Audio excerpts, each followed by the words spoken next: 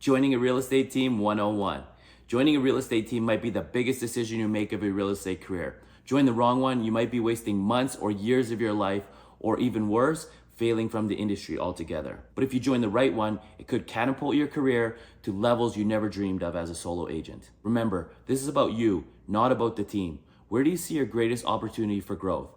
Identify where you want to get better and where you want to grow your career. This will help you spot the person who's best suited to reach your goals. So the first thing is choosing a team that has a lead nurture system. Let's face it, online leads are 6 to 24 months away from making a transaction. So if you're joining a team and you're just getting raw leads that come in, know that those leads are gonna need to be nurtured for 6 to 24 months before they become a transaction. If you're joining a team that's already nurturing leads, you're well ahead of the game. The second tip is choose a team that has an inside sales department. Let's face it, online leads suck.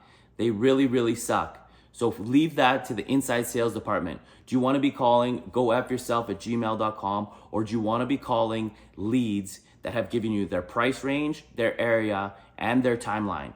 Those are the people that are going to appreciate you helping them out. Good teams are going to focus on the growth of you and your career. Poor teams are going to favor the team's growth over your personal growth.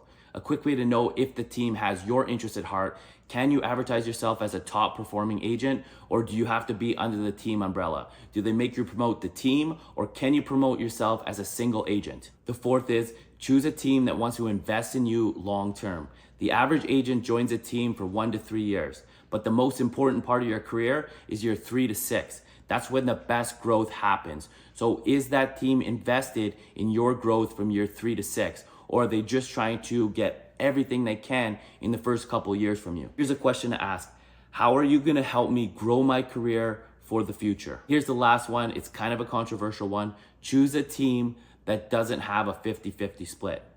Remember, a lot of teams offer a 50-50 split. That means that they take 50% of what you make.